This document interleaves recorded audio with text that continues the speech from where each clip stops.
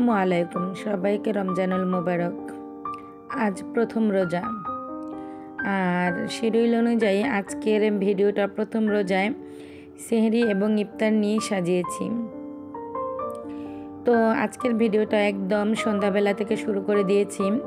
এটা হচ্ছে সন্ধ্যের সময়। সেহরিতে কী কী রান্না করব সেটাই আপনাদেরকে দেখাচ্ছি। তো এই তো এখানে মাংস নামিয়ে নিয়েছি। এখানে হচ্ছে গিয়ে মুরগির মাংস আছে, এটা লেয়ার মুরগি, আর ওখানে আছে একটা হাঁস এনেছিলাম অনেক দিন আগে, তো সেই হাঁসেরই কিছুটা মাংস আছে। তো যাই হোক, এখানে হাঁসের মাংস সাথে গিলা কলিজা ছিল, সেগুলো হচ্ছে গিয়ে ভালো করে মাখিয়ে নিয়েছি, নারকেল দিয়ে রান্না করব। তো ভিডিওর শুরুতে যারা যারা দেখা শুরু করে দিয়েছেন, লাইক দেননি, ভুলে গেছেন, প্লিজ লাইক দিয়ে ভিডিওটা কন্টিনিউ করার অনুরোধ রইল। আর এই তো এই একটা হাঁসের মাংস আমি 3 দিন রান্না করলাম আজকেরটা নিয়ে। তো আজকেই হচ্ছে গিয়ে মানে শেষবারের মতো, তো 2বার নারকেল দিয়ে রান্না করলাম। আর মানে একবার নারকেল দিয়ে রান্না করেছি, আর আরেকবার এমনিতে ভুনা করেছিলাম। তবে এমনিতে রান্না করেছি সেটা ভালো লাগেনি, নারকেল দিয়ে যে ভুনা করেছি সেটা কিন্তু অনেক ভালো লেগেছিল। আর এখনও নারকেল দিয়ে রান্নাটা করব। আর এই তো এখানে হচ্ছে গিয়ে মুরগির মাংসটা মানে কষিয়ে রান্না করতেছি। অবশ্যই আলু দেবার এই মাংস রান্নাটা কিন্তু দেখতে যেমন লাগছে, খেতেও কিন্তু অনেক অনেক ভালো লেগেছিল, অনেক মজার হয়েছিল তরকারিটা। তো আল্লাহর নিয়ামত, যেহেতু রান্না করছি আর ইফতারে সেহরিতে খাবো, সেটা তো মজার হতেই হবে, তাই না? আর যত্ন সহকারে ভালোবেসে রান্না করলে অনেক কিছু ভালো লাগে।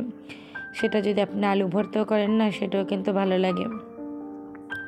তো যাই হোক, ভিডিও তো অনেক দিনই রেগুলার দিতে পারি না, তো এখন থেকে চিন্তা করছি একটু একটু করে রেগুলার মানে মেনটেনিটি করব। তো যাই হোক, এই তো এখানে পানি দিয়ে দিচ্ছি হাঁসের মাংসটাতে। আর এটা যেহেতু ব্রয়লার হাঁস, মানে এটা সেদ্ধ হতে ঠিক বেশি সময় লাগে না। তো যাই হোক, ওই তো ওখানে মুরগির মাংস আর এখানে হাঁসের মাংস রান্না চলছে।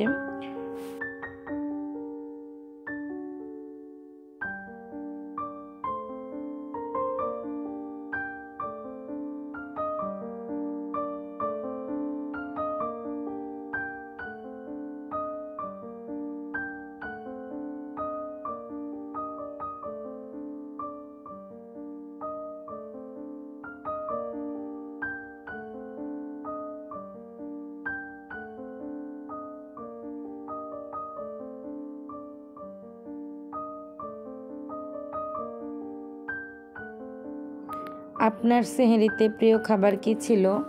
আমার কাছে তো মাংসের থেকে মাছ বেশি ভালো লাগে। মাছ না খেলে তো একদমই চলে না, মাছ তো একটু থাকতেই হবে। কেন জানি না, মাছের একটু ঝোল হলেও আমার কাছে ভীষণ ভালো লাগে। আর 2জন মানুষ আমরা পরিবারে, আমার হাজবেন্ড একদম ব্যতিক্রমী, সে তো মানে একটু মাংসের তরকারি হলে তার কাছে ভীষণ বেশি মানে বেশি ভালো লাগে। তো যাই হোক, কথা বলতে গিয়ে মানে একদম এলোমেলো হয়ে যাচ্ছি। আর এই তো এখানে দেশি বেলে মাছ, এই মাছটাকে একটু ভালো করে ভেজে নিয়েছি। দেখেন আমার কথা অনেক এলোমেলো হয়ে যাচ্ছে, ক্ষমা সুন্দর দৃষ্টিতে দেখবেন।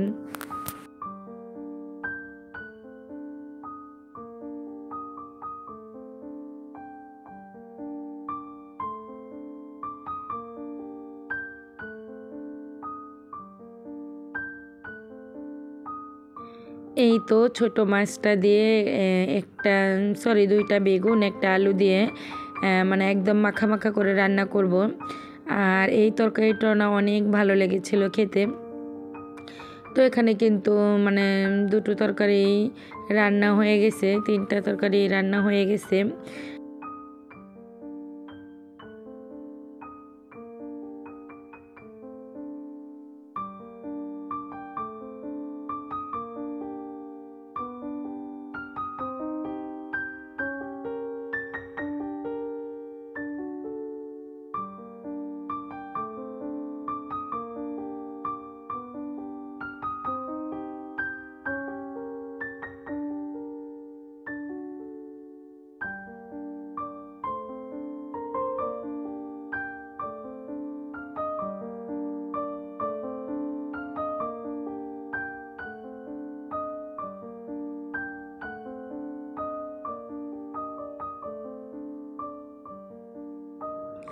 হাঁসের মাংস মানে রান্না করলে কিন্তু হাঁসের যে চামড়াটা সেটা খেতে ভালো লাগে।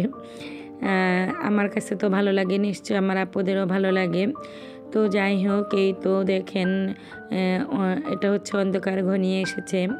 এখন কিন্তু আমরা সেহরি খেতে মানে উঠে গিয়েছি। তো সবাইকে সেহরি এবং রমজানের মোবারক। তো আপনাদের ভাইয়াও কিন্তু ওই যে উঠে গেছে আমার সাথে। তো উনিও কিন্তু মানে আজকে রোজাটা রাখবে। তো আমার হাজব্যান্ড রোজা রাখতে পারে না, উনি রোজা রাখে না। আমার এত বছর বিয়ের বয়সে উনি মনে হয় 1 বছর 11টা রোজাই বেশি রেখেছিল। তো চেষ্টা করে কিন্তু পারে না। তো আমি অনেক বলি এবং বোঝানোর চেষ্টা করি, তবে সে রোজা রাখতে পারে না। তো যাই হোক, এই তো আলহামদুলিল্লাহ আল্লাহর নিয়ামত খাচ্ছি। আল্লাহ আমাদের সেহরিতে রিজিকে যা লিখেছেন, আলহামদুলিল্লাহ আলহামদুলিল্লাহ, শুক্রিয়া আল্লাহর দরবারে হাজার হাজার। তো যাই হোক, এই তো এখানে হচ্ছে গিয়ে দেখেন মৌমাছি মধু কিভাবে সংরক্ষণ করছে। আসলে সবাই কিন্তু অনেক কষ্ট করে, তাই না? মৌমাছি কিন্তু অনেক কষ্ট করে মধুগুলো সংরক্ষণ করে, আর আমরা সেটা অনেক মজা করে ওদের ঘরটা ভেঙে দিয়ে ধোঁয়া দিয়ে ওদেরকে তাড়িয়ে তারপর সেই মধুটা খাই। অনেক আশ্চর্য, এটাও কিন্তু আল্লাহর নিয়ামত।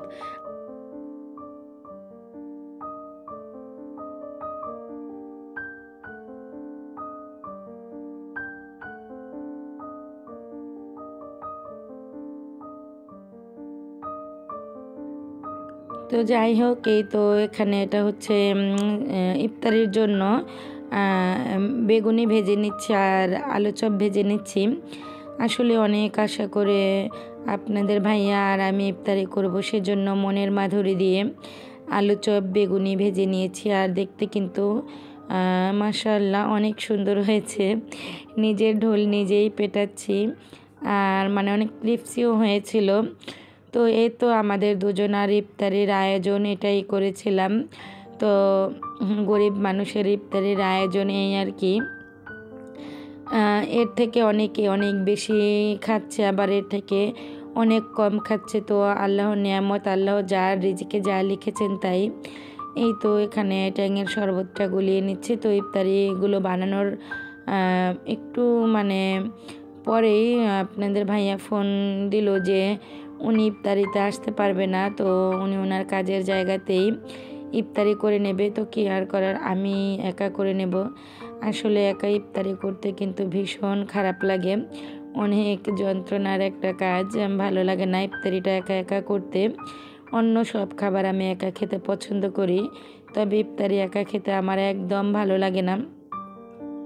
তো যাই হোক, উনি আসবে না সেজন্য আর মুড়িটা মাখাইনি, এমনিতেই ইফতারিটা খেয়ে নিয়েছি। তো আমার সাথে যে ভাড়াটিয়াটা আছে পাশের, তো ওদেরকেও কিছুটা দেব আর আমিও কিছুটা খাবো। তো যাই হোক, 2টা চেয়ার রেখেছিলাম দুজনার জন্যই, তবে সে তো আসেনি, আর কিছুই করার নেই। ওরা আবার আমাকে তো মুড়ি মাখা দিয়ে গেছে, আর আমি আবার এখান থেকে ওদেরকে দিয়েছি। তো যাই হোক, এই তো 2 গ্লাস শরবত খেয়ে এখন হচ্ছে গিয়ে চলে যাচ্ছি বেডরুমে। তো এখন কি করব বলুন তো আপনারা। আগে শরবত খেয়েছি, তারপর থাইরয়েডের ওষুধ খেয়েছি। আসলে আমার গলাটা ভীষণ খারাপ যাচ্ছে, হয়তো বা থাইরয়েড অনেক বেড়ে গিয়েছে, এই জন্যই বুঝতে পারছি না। তো আগে থাইরয়েডের ওষুধটা খেয়ে নিই, শরবতের সাথে খেয়ে নিয়েছি। তারপরে নামাজ পড়ে কিছুক্ষণ রেস্ট করে তারপর হচ্ছে গিয়ে ইফতারি করব। তো যাই হোক, এই ছিল আমাদের আজকে গরিবের ইফতারি আয়োজন। তো সবাই ভালো থাকবেন, আল্লাহ হাফেজ।